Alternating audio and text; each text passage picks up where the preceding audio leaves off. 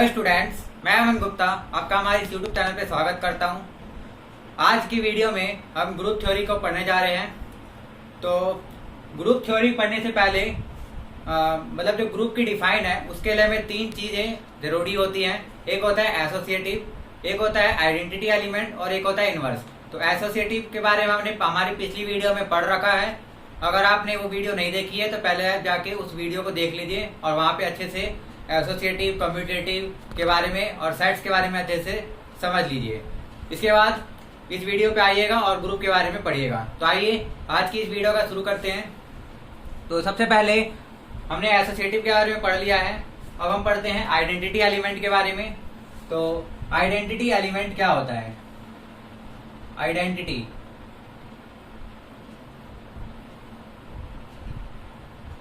तो identity element जो है वो किसी एक सेट का ऐसा एलिमेंट होता है जो कुछ एक खास तरह की कंडीशन को सेटिस्फाई करता है। और वो कंडीशन वो होती है इस तरह की, यानी कि अगर हम कोई सेट एस ले, एस बी अ सेट, एक सेट एस है और उसमें से कोई भी एक एलिमेंट हम ले ले, यानी कि एस के सभी एलिमेंट्स के लिए यहाँ पे लिख सकते हैं हम for all a belongs to S, यानी कि एस के सारे एलिमेंट्स के लिए ये प्रॉपर्टी होना चाहिए, यानी कि ए स्टार ई और ये किसके इक्वल होना चाहिए? ए के, और इक्वल होना चाहिए ई स्टार ए।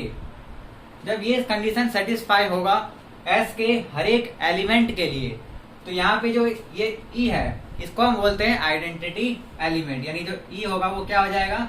वो हो जाएगा आइडेंटिटी एलिमेंट। इसका मतलब क्या हुआ कि अगर हम एस के किसी भी एलिमेंट को ई से यानी आइडेंटिटी एलिमेंट से ऑपरेट करें, ये जो स्टार है ये क्या है? कोई भी एक बाइनरी ऑपरेशन है। तो हम यहाँ पे अगर इसको साथ ऑपरेट करें तो वो क्या आ जाए? वो खुद का मतलब वही वैल्यू आ जाए, यानी जो वैल्यू यहाँ पे हम लेंगे वही का वैल्यू आ जाए। और इसका अगर हमने ऑर्डर चेंज करके ऑपरेट किया, यानी कि आइडेंटिटी एलिमेंट को उस वैल्यू से जनरेट किया या ऑपरेट किया, तो भी वही वैल्यू आनी चाहिए।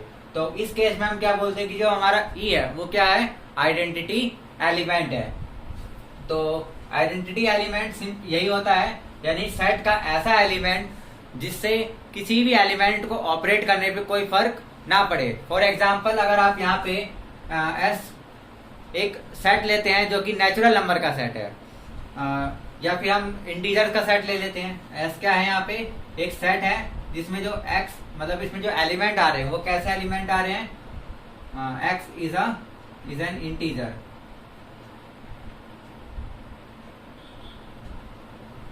ठीक है, यानी कि जो x है वो क्या होना चाहिए? इंटीजर से आने चाहिए। तो अगर यहाँ पे हम आइडेंटिटी एलिमेंट की बात करें और बाइनरी ऑपरेशन अगर हम यहाँ पे प्लस ले लेते हैं, ठीक है, तो ऐसी वैल्यू को हमें ढूंढना है जिससे किसी भी इंटीजर्स को प्लस करने पे वही सेम आ जाए। तो आपको पता है कि अगर हम जीरो को किसी भी वैल्यू पे प्लस करते हैं तो वही वैल्यू आ जाती है। जैसे अगर हम 1 में 0 प्लस करें तो क्या आ जाता है? 1 आ जाता है। और अगर हम 0 में 1 प्लस करेंगे तभी भी 1 आएगा। यानी कि अगर हम 1 को 0 से ऑपरेट करें और ऑपरेशन क्या है यहाँ पे? प्लस, तो क्या आ रहा है? हमारा 1 ही आ जा रहा है, यानी वही वैल्यू आ जा रही है। और अगर 0 को हमने 1 से ऑपरेट किया यानी प्लस किया तो भी 1 आ रहा है, यानी कि इस कंडीशन सेटिस्फाई कर रहा है। यहाँ पे जो हमने ए है उसकी जगह क्या ले लिया? 1 ले लिया। और जो हमारा आइडेंटिटी एलिमेंट है वो क्या हो गया? वो हो गया हमारा 0। तो इस सेट के लिए और बाइनरी ऑपरेशन प्लस के लिए, यानी यहाँ पे जो बाइनरी ऑपरेशन था वो क्या था? वो था हमारा प्लस, यानी कि एडिशन। तो इस सेट एस के लिए और बाइनरी ऑपरेशन प्लस के लिए जो हमारा आइडेंटिटी एलिमेंट है वो क्या बनेगा? वो बनेगा 0। आप देख सकते हैं यहाँ पर अगर हम कोई भी वैल्यू ले लें, इंटीजर का कोई सा भी वैल्यू ले लें, चाहे वो प्लस का हो या माइनस का हो, तो अगर हम उसके साथ 0 को प्लस करते हैं तो वही वैल्यू आ जाती है। और अगर हम 0 में उस वैल्यू को प्लस करते हैं तभी भी वही वैल्यू आती है, यानी कि ये दोनों कंडीशन सेटिस्फाई यहाँ पे हो जाता है। तो जो ई है यानी कि यहाँ पे जो 0 है वो क्या हो जाएगा? हमारा आइडेंटिटी एलिमेंट हो जाएगा। और यही केस करें अगर हम मान लो यही सेट हम लेते हैं और बाइनरी ऑपरेशन इस बार हम ले लेते हैं मल्टीप्लाई, यानी कि प्रोडक्ट। तो आपको पता है कि किसी भी नंबर को मल्टीप्लाई करने पे अगर वही नंबर आए तो वो क्या होता है? 1 होता है। यानी अगर हम 1 से किसी भी नंबर को मल्टीप्लाई करते हैं तो कोई चेंज नहीं होता है, वही आ जाता है। जैसा अगर हमने 2 को 1 से मल्टीप्लाई किया तो क्या आ जाएगा? 2 आ जाएगा, और अगर हमने 1 को 2 से मल्टीप्लाई किया तो भी क्या आएगा, तो भी 2 आएगा यहाँ पे। तो यानी कि ये भी इस कंडीशन को सेटिस्फाई कर रहा है, यानी कि यहाँ पे जो बाइनरी ऑपरेशन है उसकी जगह क्या आ गया, मल्टीप्लाई, और ए की जगह हमने कोई भी वैल्यू 2 ले ली। इसी तरह यहाँ पर आप कोई भी वैल्यू ले सकते हैं, 3, 4 या माइनस की भी कोई वैल्यू ले सकते हैं। और इस केस में आइडेंटिटी एलिमेंट क्या हो जाएगा, आइडेंटिटी एलिमेंट हो जाएगा 1, क्योंकि यहाँ पे हमने 2 को 1 से ऑपरेट किया तभी भी 2 आया, और 1 को 2 से ऑपरेट किया तभी भी 2 आया। तो इस सेट के लिए और बाइनरी ऑपरेशन मल्टीप्लाई के लिए जो आइडेंटिटी एलिमेंट है वो क्या आ रहा है, हमारा 1 आ रहा है। तो आई होप आइडेंटिटी एलिमेंट के बारे में आपको अच्छे से समझ में आ गया होगा। बेसिकली किसी भी सेट में अगर हमें आइडेंटिटी एलिमेंट निकालना है तो हमें बस ये देखना है कि वो कौन सी वैल्यू है जिसके साथ किसी भी एलिमेंट को ऑपरेट करने पर वही मतलब वही वैल्यू आ जाती है जिसके साथ हमने उसको ऑपरेट किया, यानी कोई भी चेंजेस नहीं आता है ऑपरेशन करने पे, चाहे हम उसको लेफ्ट साइड से करें या फिर राइट साइड से करें। ठीक है, तो ये आइडेंटिटी एलिमेंट होता है। आइए अब हम इनवर्स के बारे में पढ़ते हैं।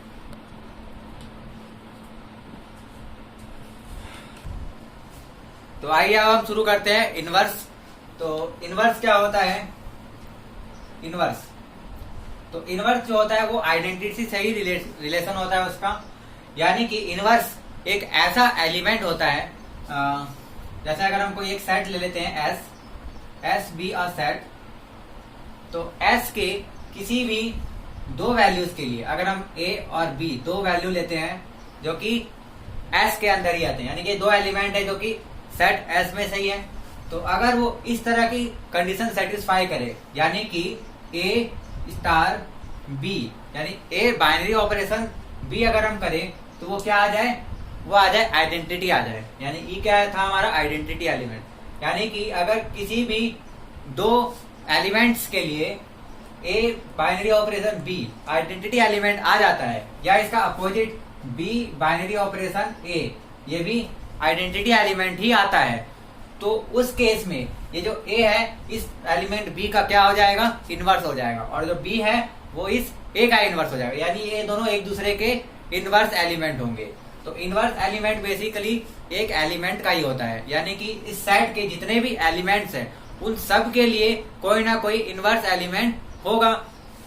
तो वो कौन सा एलिमेंट होगा, जो इस कंडीशन को सेटिस्फाई कर दे, यानी कि किसी भी एलिमेंट को और उसके इनवर्स को अगर हम ऑपरेट करें एक साथ तो वो क्या बनता है, वो बनता है आइडेंटिटी एलिमेंट। तो इनवर्स वैसे ही एलिमेंट होते हैं जिनके साथ उनको ऑपरेट करने पे क्या बन जाए, आइडेंटिटी एलिमेंट बन जाए। तो यहाँ पे हम एग्जाम्पल के तौर पे देख सकते हैं, जैसे अगर हमने जो पिछला एग्जाम्पल लिया था वही लेते हैं कि जो एस है वो एक सेट है, set of integers, x is an integer.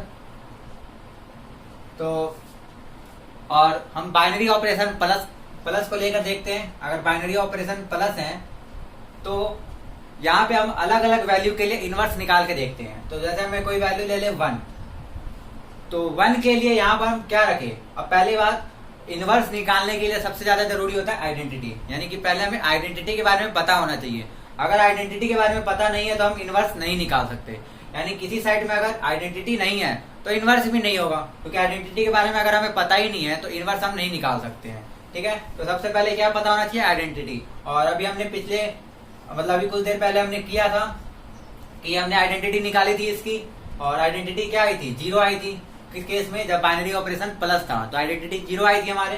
तो यहाँ पे हमें एक ऐसी वैल्यू रखनी है, यानी जो बाइनरी ऑपरेशन है वो क्या है, प्लस, तो यहाँ पे हमें एक ऐसी वैल्यू रखनी है जिससे कि ये क्या बन जाए, ये 0 बन जाए। और आपको पता है 1 में हम क्या ऐड करें कि 0 बने, तो यहाँ पे हम क्या रख देते हैं, -1 रख देते हैं।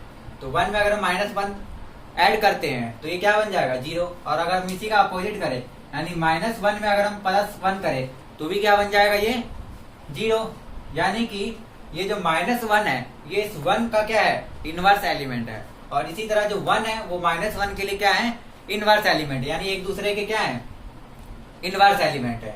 ठीक है, तो यहाँ से आपने सीखा कि जब भी 2 एलिमेंट को ऑपरेट करने पे वो आइडेंटिटी एलिमेंट बन जाते हैं तो वो दोनों एक दूसरे के क्या होते हैं, इनवर्स होते हैं। यहाँ पे हम इसको ऐसे लिख सकते हैं कि जो ए है वो क्या है, बी का इनवर्स है, और लिख सकते हैं हम कि जो बी है वो क्या है, ए का इनवर्स है, यानी ए बी का इनवर्स और बी ए का इनवर्स, दोनों एक दूसरे के इनवर्स है। तो इसी तरह यहाँ पे हम देख सकते हैं कि 1 जो है -1 का इनवर्स है और -1 किसका इनवर्स है, 1 का। इसी तरह आप और एग्जांपल लेकर देख सकते हैं। तो बेसिकली आपको बस यहाँ पे ये दिख जाएगा कि इस केस में, यानी कि जब हमने सेट इंटीजर लिया है और बाइनरी ऑपरेशन प्लस लिया है, तो कोई सा भी अगर हम एलिमेंट ले तो उसका जो इनवर्स एलिमेंट होगा क्या होगा, उसका साइन चेंज करके होगा। यानी कि अगर वो पॉजिटिव में है तो उसका इनवर्स एलिमेंट वही होगा वैल्यू, लेकिन नेगेटिव वैल्यू में हो जाएगी, और अगर वो नेगेटिव है तो उसकी पॉजिटिव वैल्यू में हो जाएगी।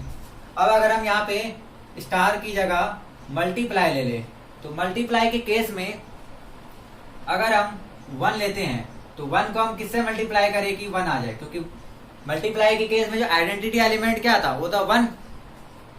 तो यहाँ पे हम 1 को किससे मल्टीप्लाई करें तो 1 आए, तो क्या होना चाहिए, 1 ही होना चाहिए। यानी 1 को जब हम 1 से मल्टीप्लाई करते हैं तभी 1 आता है। तो ये आप यहाँ देख सकते हैं कि क्योंकि यहाँ पे 1 क्या था, आइडेंटिटी एलिमेंट था।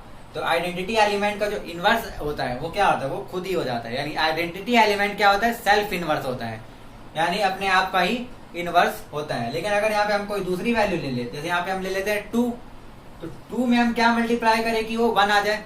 तो अगर हम 2 में 1/2 मल्टीप्लाई करते हैं तभी ये 1 आता है। बट यहाँ पे देखने वाली बात ये है कि 1/2 जो है इस सेट से नहीं आ रहा है।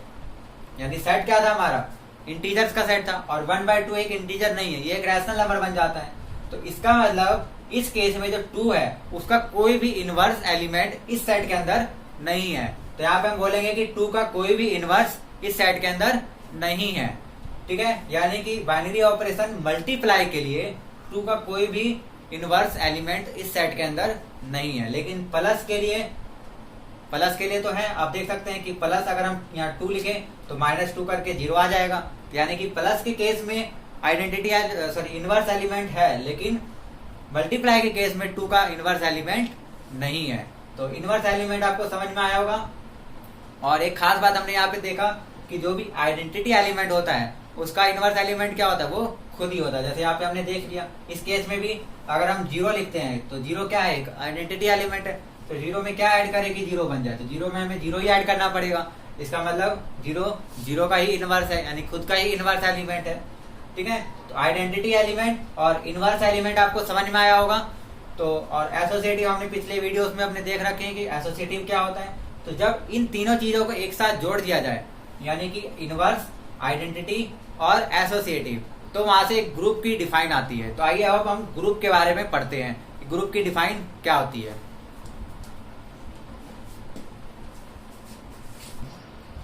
तो आइए अब हम ग्रुप के बारे में पढ़ते हैं। तो ग्रुप, तो सबसे पहले हम इसकी डेफिनेशन के बारे में पढ़ लेते हैं। तो ग्रुप होता क्या है, एक्चुअल में ग्रुप और कुछ नहीं है, सिंपल एक सेट होता है। अब सेट कैसा होता है, तो आइए हम देखते हैं कि let G be a set, G be a non empty set. ठीक है, यानी यहाँ पे एम्प्टी सेट अगर होगा तो वो ग्रुप कभी भी नहीं हो सकता। यानी कि जो ग्रुप होने के लिए क्या जरूरी है कि उसको नॉन एम्प्टी होना जरूरी है, यानी कि उसके अंदर कम से कम एक एलिमेंट तो होना ही चाहिए। तो G be a non empty set and star, star क्या है, यहाँ पे एक बाइनरी ऑप्शन है। Star is a binary operation on G, यानी कि G एक नॉन एम्प्टी सेट है और जो बाइनरी ऑपरेशन स्टार है वो इस G पे सेटिस्फाई हो रहा है। यानी सेटिस्फाई का मतलब जो स्टार है वो इस सेट के अंदर क्लोज है, यानी क्लोजर प्रॉपर्टी को वो फॉलो करता है। तो अभी हम बोलेंगे कि जो स्टार है इस G पे बाइनरी ऑपरेशन है। क्लोजर का मतलब क्या होता है, ये हमने पढ़ रखा है। क्लोजर मतलब कि अगर हम इसी सेट के 2 एलिमेंट्स को ले और उस पे बाइनरी ऑपरेशन लगाए तो जो एलिमेंट आएगा वो कहां से आना चाहिए, इसी G से आना चाहिए, यानी कि वो क्लोजर प्रॉपर्टी को फॉलो करना चाहिए। तो हम बोलेंगे जो स्टार है वो इस G पे क्या है, बाइनरी ऑपरेशन है। ठीक है, बेसिकली यही होता है बाइनरी ऑपरेशन होने का मतलब। अगर बाइनरी ऑपरेशन किसी G पे है तो इसका मतलब वो क्लोजर प्रॉपर्टी को फॉलो कर रहा है, तभी है, नहीं तो नहीं होगा। ठीक है, तो let G be a non empty set and star is a binary operation on G, then the pair G and star, इसको हम एक साथ लिखते हैं। ये G क्या है, ये G रिप्रेजेंट कर रहा है सेट को और स्टार किसको रिप्रेजेंट कर रहा है, बाइनरी ऑपरेशन को। तो इसको हम बोलेंगे इज अ ग्रुप। ठीक है, यानी जी एक नॉन एम्प्टी सेट होना चाहिए और स्टार क्या होना चाहिए, इस जी पे बाइनरी ऑपरेशन होना चाहिए, तब हम जी स्टार को ग्रुप बोलेंगे। और कब बोलेंगे, इसके लिए भी 3 केस होता है। इफ फर्स्ट होता है कि स्टार इज एसोसिएटिव, यानी कि जो बाइनरी ऑपरेशन है वो कैसा होना चाहिए, एसोसिएटिव। एसोसिएटिव के बारे में हमने पढ़ रखा है, यानी कि जब ए स्टार बी स्टार सी किसके बराबर आ जाए, ए स्टार बी स्टार सी के बराबर है, यानी इनके ऑर्डर को अगर हम अलग अलग ऑपरेट करें, यानी पहले इन दोनों को ऑपरेट करके इसके साथ करें और फिर इन दोनों को करके इसके साथ करें, तो वैल्यू इक्वल आए, तो क्या होता है, उसको क्या बोलते हैं, एसोसिएटिव। यानी कि जो बाइनरी ऑपरेशन है ये कैसा होना चाहिए, एसोसिएटिव होना चाहिए। किस पे, इस सेट जी के लिए, यानी इस जी के एलिमेंट्स के लिए ये स्टार क्या होना चाहिए, एसोसिएटिव होना चाहिए। सेकंड कंडीशन कि जी के मतलब इस सेट जी में कोई एक एलिमेंट, आइडेंटिटी एलिमेंट होना चाहिए, यानी कि there exist an identity element in G, यानी जी के अंदर क्या होना चाहिए, एक आइडेंटिटी एलिमेंट एग्जिस्ट होना चाहिए। आइडेंटिटी एलिमेंट के बारे में अभी हमने पढ़ा कि आइडेंटिटी एलिमेंट यानी ऐसा एलिमेंट जिसको किसी भी एलिमेंट से ऑपरेट करने पे कोई फर्क ना पड़े, तो इस जी के अंदर वो आइडेंटिटी एलिमेंट होना चाहिए। और थर्ड केस यानी थर्ड कंडीशन जो होता है वो होता है कि देयर एग्जिस्ट इनवर्स, यानी यहाँ पे इनवर्स भी एग्जिस्ट करना चाहिए। और किसके लिए, फॉर इच एलिमेंट, फॉर या each and every element, each and every element of G, यानी इस जी के सभी एलिमेंट्स के लिए इनवर्स एलिमेंट एग्जिस्ट होना चाहिए। इसका मतलब यानी कि हर एक एलिमेंट का कोई ना कोई इनवर्स होना चाहिए और वो इनवर्स भी इसी सेट के अंदर होना चाहिए, इस सेट से बाहर नहीं होना चाहिए। ठीक है, तो जब भी कोई सेट अगर हम ले और वो नॉन एम्प्टी सेट हो और उस पर एक बाइनरी ऑपरेशन हो, तो हम उस जी और स्टार को हम क्या बोलेंगे, ग्रुप बोलेंगे। कब बोलेंगे, जब वो इन तीनों कंडीशंस को सेटिस्फाई कर दे, यानी कि वो स्टार जो है वो एसोसिएटिव होना चाहिए, उस जी के अंदर आइडेंटिटी एलिमेंट होना चाहिए और हर एक एलिमेंट का इनवर्स एलिमेंट भी उस सेट के अंदर होना चाहिए। तब हम बोलेंगे कि जो जी और स्टार है वो क्या बन जाएगा, एक ग्रुप बन जाएगा। ठीक है, तो ग्रुप अपने आप में और कुछ नहीं होता है, ये एक सेट ही होता है, बस सेट के साथ क्या जुड़ गया यहाँ पे, बाइनरी ऑपरेशन जुड़ गया। बाइनरी ऑपरेशन कोई भी एक ऑपरेशन हो सकता है, जैसे प्लस माइनस, आप कुछ भी कर सकते हैं। तो आइए अब हम कुछ एग्जांपल लेकर देखते हैं कि ग्रुप किस तरह के दिखाई देते हैं। तो जैसे अभी हमने देखा था कि हमने एक सेट लिया था, सेट ऑफ इंटीजर्स, यानी सेट ऑफ इंटीजर्स में हमने बाइनरी ऑपरेशन क्या लिया था, प्लस लिया था। तो अगर हम सेट ऑफ इंटीजर्स लेते हैं और बाइनरी ऑपरेशन प्लस लेते हैं तो देखते हैं कि ये सारे कंडीशन सेटिस्फाई होते हैं कि नहीं होते हैं। तो यहाँ पे लेट कर लेते हैं, let S be a set, and set कैसा सेट है, ये एक सेट है जिसपे जो एलिमेंट है वो कहां से आ रहे हैं, इंटीजर्स से आ रहे हैं, इंटीजर्स। ठीक है, तो इसका जो आइडेंटिटी एलिमेंट है, यानी कि जब स्टार प्लस हो जाता है तो जो आइडेंटिटी एलिमेंट है वो क्या होता है, 0। ये हमने देखा था, यानी कि जो सेकंड कंडीशन है वो तो सेटिस्फाई हो गई कि आइडेंटिटी एलिमेंट एग्जिस्ट कर रहा है, क्योंकि जो 0 है वो भी इस सेट के अंदर आता है, यानी 0 भी एक इंटीजर है, तो ये सेटिस्फाई हो गया। स्टार जो है इस एस के लिए बाइनरी ऑपरेशन होता है, यानी कि क्लोजर प्रॉपर्टी को ये फॉलो करता है। तो जैसे हम देखें, अगर कोई भी दो इंटीजर्स अगर हम ले ले और उनको हम ऐड करें, तो दो इंटीजर्स को ऐड करने पे क्या आता है, एक इंटीजर ही आता है, यानी इसके कोई भी दो एलिमेंट अगर हम ले और उसको हम प्लस कर दे तो वो क्या बनेगा, इंटीजर ही आएगा, तो वो भी इसी सेट के अंदर ही होगा। तो यानी कि बाइनरी ऑपरेशन तो इस सेट के अंदर सेटिस्फाई हो रहा है, यानी क्लोजर प्रॉपर्टी प्रूव हो रही है। अब आते हैं एसोसिएटिव पे। तो एसोसिएटिव भी हम देख सकते हैं कि जो प्लस होता है वो एसोसिएटिव होता है, यानी कि कुछ भी हम 2-3 वैल्यू ले लेते हैं अगर, और इसमें पहले इन दोनों का अगर हम प्लस करें तो ये क्या आता है, 9, और इन दोनों का अगर हम प्लस करें तभी भी क्या आएगा, तभी भी ये 9 आएगा, यानी एसोसिएटिव प्रॉपर्टी को भी ये फॉलो करता है। अब बच गया तीसरा, इनवर्स एलिमेंट। तो हम देख सकते हैं कि किसी भी एलिमेंट का इनवर्स एलिमेंट क्या होता है, तो हमने देखा था यहाँ पे कि 1 का जो इनवर्स एलिमेंट है वो क्या हो जाएगा, वो हो जाएगा -1, 2 का क्या हो जाएगा -2। यानी कि कोई भी अगर हम इंटीजर लेते हैं तो उसका जो इनवर्स एलिमेंट है वो क्या आता है, उसका नेगेटिव साइन, यानी अगर वो पॉजिटिव में है तो नेगेटिव में बन जाता है और नेगेटिव में है तो पॉजिटिव में बन जाता है। इसका मतलब हर एक एलिमेंट का जो इनवर्स एलिमेंट है वो एग्जिस्ट कर रहा है इस सेट के अंदर, क्योंकि ये भी इंटीजर है और -1 भी इंटीजर है।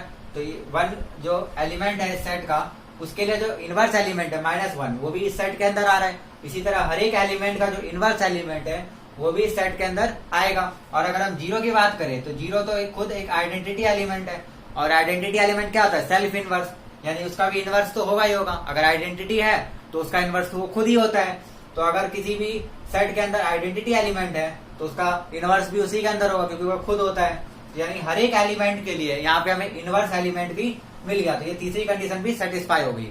तो हम यहाँ पर बोलेंगे कि ये जो S और पॉजिटिव है ये क्या है, ये एक ग्रुप है, ठीक है। यानी S यहाँ पर क्या है, सेट ऑफ इंटीजर्स की बात हो रही है यहाँ पे। और बाइनरी ऑपरेशन हमने क्या ले लिया, प्लस ले लिया। तो S प्लस क्या कहलाएगा, इज अ ग्रुप,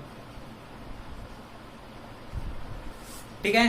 तो आई होप आपको ग्रुप के बारे में समझ में आया होगा। ग्रुप और कुछ नहीं होता है, बेसिकली एक सेट होता है, बस सेट के साथ हमने क्या है, एक बाइनरी ऑपरेशन को और ऐड कर दिया और कुछ नहीं किया। और क्या कर दिया हमने, एक 3 कंडीशन को सेटिस्फाई अगर हम कर देते हैं तो हम प्रूव कर सकते हैं कि वो सेट जो है वो क्या बन जाता है, वो ग्रुप बन जाता है, ठीक है। तो आई होप आपको ग्रुप के बारे में समझ में आया होगा। तो आज की हमारी वीडियो में सिर्फ इतना ही। हमारी नेक्स्ट वीडियो में हम ग्रुप के बारे में और डिटेल्स में पढ़ेंगे, ग्रुप के बारे में और आगे पढ़ते हुए हम abelian group, non abelian group के बारे में भी हम पढ़ेंगे, और ग्रुप के आगे की कुछ प्रॉपर्टी जैसे होमोमॉर्फिज्म, आइसोमॉर्फिज्म के बारे में भी हम पढ़ेंगे। तो आज के लिए सिर्फ इतना ही। अगर आपको ये वीडियो पसंद आई हो तो प्लीज लाइक करें, और अगर आप हमारे चैनल पे नए हैं तो प्लीज हमारे चैनल को सब्सक्राइब करें और बेल आइकन को दबाना ना भूलें, जिससे आपको आने वाली वीडियो की नोटिफिकेशन मिलती रहे। और हमें आप फीडबैक देते रहे, जिससे हमें हमारी वीडियो की इम्प्रूवमेंट करने में मदद मिले। तो आज के लिए सिर्फ इतना ही। Thank you.